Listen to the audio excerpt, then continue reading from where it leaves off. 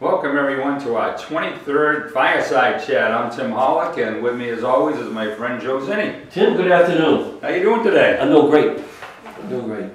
Coming down the health from a cardiologist yesterday. Boy, that's a good thing. Just keep doing what you're doing. I've been paying attention. You look good. Thanks. You look a lot brighter. Yeah. You know, you can always tell when people something's dragging them down. Yeah. Of course, you had a blockage, so. It was a giant weight. It was. Yeah. And I can see it off your face now. Yeah. And I know you're eating better, because I can tell the way you're feeling. Yeah, I'm eating better. A little more conscientious. I'm not saying that, you know, I've changed everything over. I'm just a little more conscientious about what I eat and how much.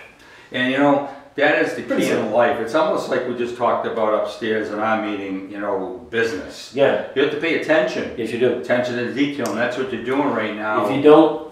Yeah, that was probably a wake-up call for you. Yeah, it was. You were a month away, the doctor said, from a heart attack. You know, these things happen. And I was never a horrible eater, but I was never really a good eater either. And I ate too much of the bad stuff. I've cut some of that back. I still eat it, but not as much as I used to. So. Well, I think that today's what we're talking about really has challenges. Challenges. We have this. You had a challenge in your life. I did, and we all face challenges. We take, you know, every day there's a life challenge, and sometimes the everyday ones are tougher than the overall ones. Mm-hmm.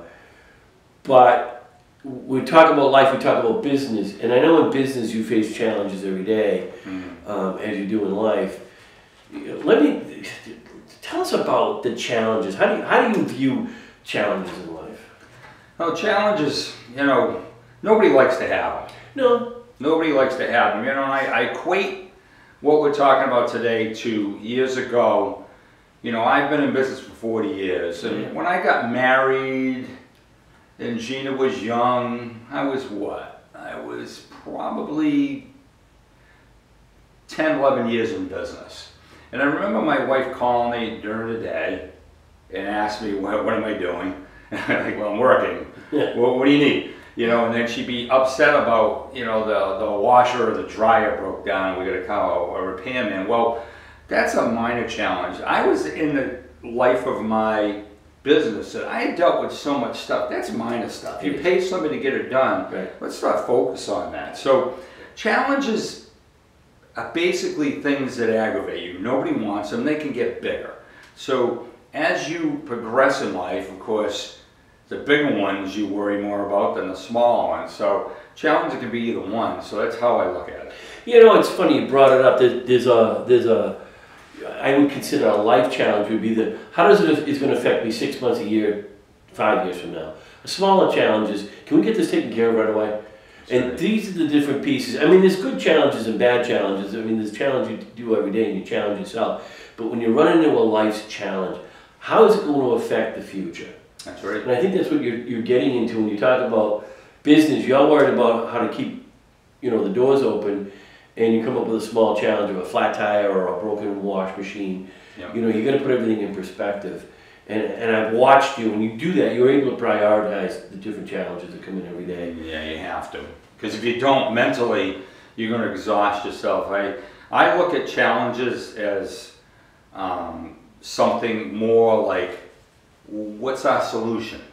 I look at that more than I do the challenge these days, because the challenge will weigh you down. If you look at it as a challenge and look at it as hurting right now, it'll weigh you down. So I look at it as an opportunity of, how can I get better? How can I make the situation better? Challenges to us can be customer related. Most of the time it is. It is, right. You know, there's something that happens wrong on a job, whether it's a person that made it happen or a product that made it happen. So I look at it as more as an opportunity now. How can we make ourselves look good by hitting this head on and making something happen? And, you know, so don't look at it as a challenge, but as an opportunity maybe. That helps your brain look at it differently. Because if it weighs you down, you got problems. You do. And it's funny you brought it up, because I'm going to segue into, you know, good challenges, bad challenges. A good challenge is something it is an opportunity. Mm-hmm. You're taking that, you said, well, I want to see how the customer, we want to look good for the customer. If you're going to look good, you're going to be good. Mm-hmm. So, you know, saying to a customer, we talked about something upstairs, and you said, you know, I had this happen, I've been at this location several times, didn't get what I needed, And then on top of that, when I didn't get it, they still didn't do the right thing. Or say the right thing. Or say the right thing. To them, that's a challenge. To you, it was an opportunity to look at it differently. They failed. They failed. I won't walk back in the place, not as a vengeance type thing. It's just when you give some place 6 times, yeah, why bother? And you get almost the same result each time. There's no attention to detail of that business. Right. And to me, that's what makes wood balancing successful, is because of the attention to detail. Yes. I mean, when we manufacture, my head would be in the dumpster. People say, what do you got your head in the dumpster for? Well, my guys, or girls would get sloppy or lazy and didn't want to put stuff that, they cut off a sheet of sandpaper to use, and then they threw the good piece eventually away because they didn't want to put it into stock.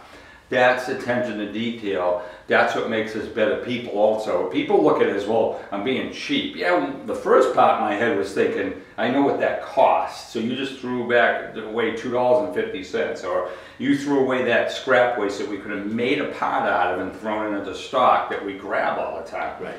That could have been $3, $4 a piece. But I look at it as more as, how are my people developing? Right. Mentally. Right. It's not the $2.50. It's the mindset. That's right.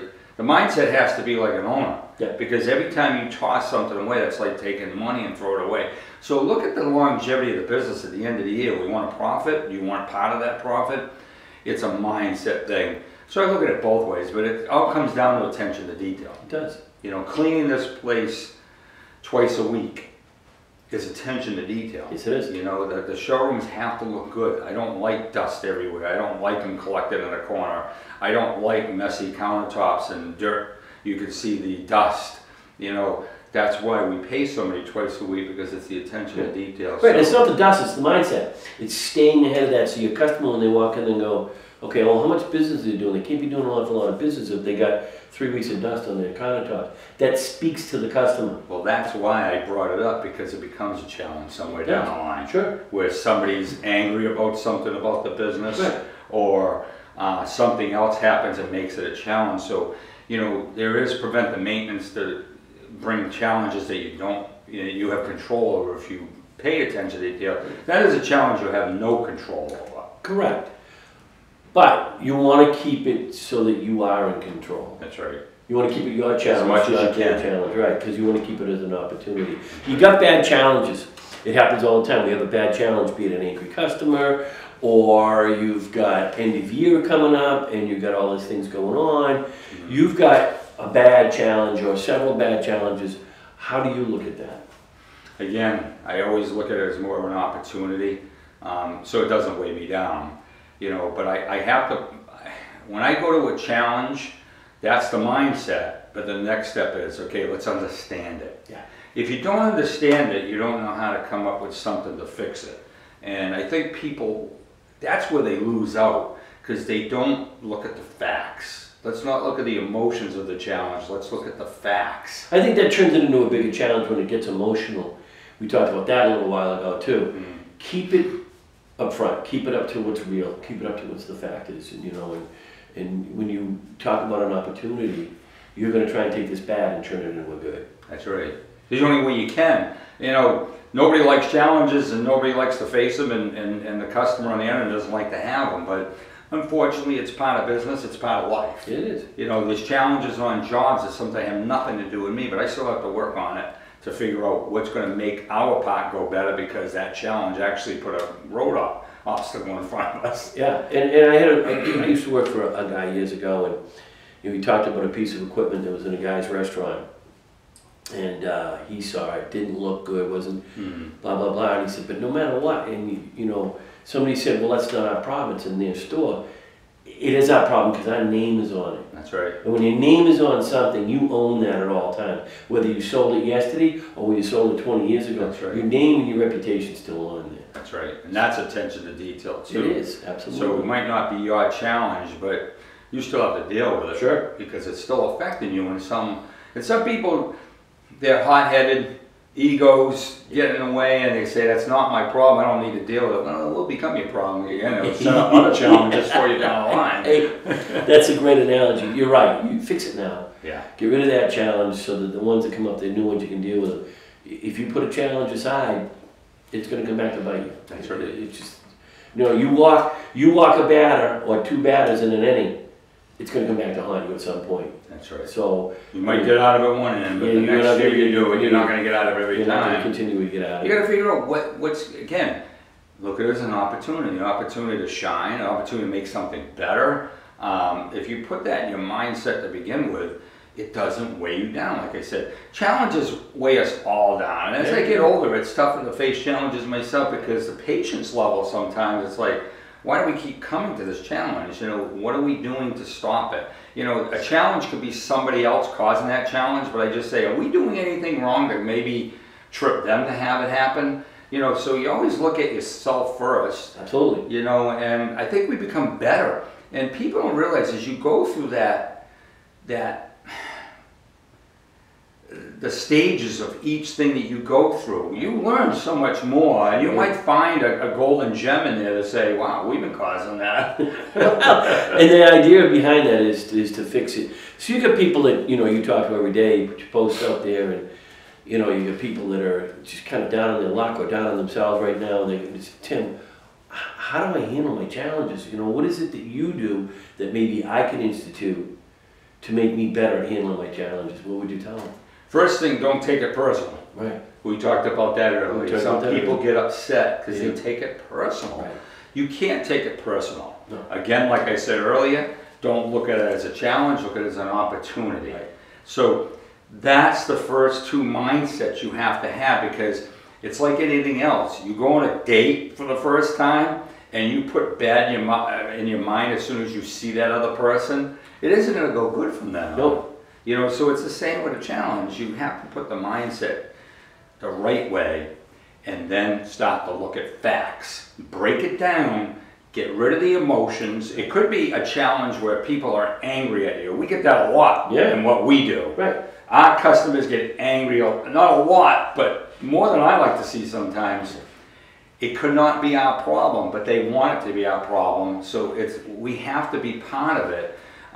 We still have to defend ourselves because, you didn't buy something right. You didn't buy the right appliance for that. You didn't do this right. You didn't tell the people that you were going to vent it inside the cabinet, not in the cellar.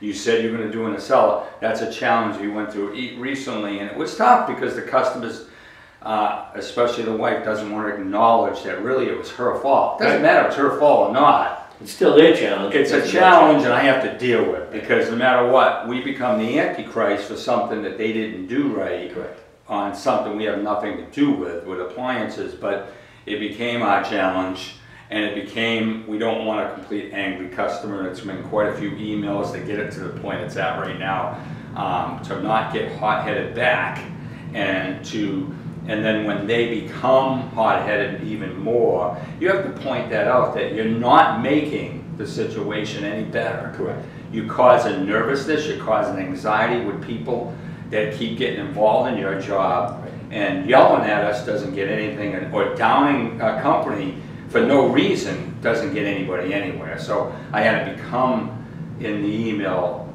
to point that out.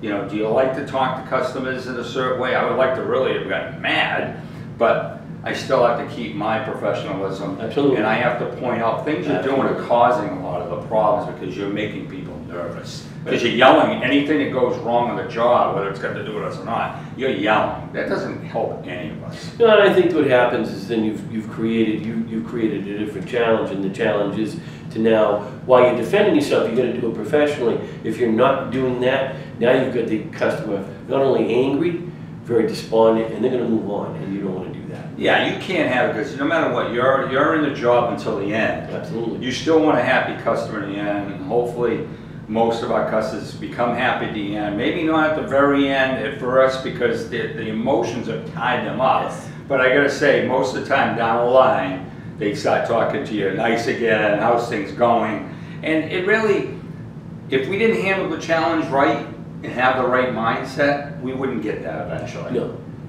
And it's a lose-lose, don't we? Yeah, it is a lose-lose, because no matter what, we all can be right, but when we're all right, nobody's happy. No.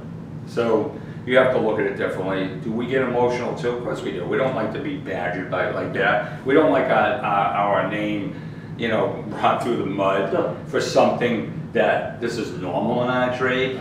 But some people, they've never done a remodel before, so they becomes personal to them and they don't handle it well. It's my job as the owner to curb that in some way, the way I talk to the customer. It might not get it the very first emails, but eventually you start to see the change.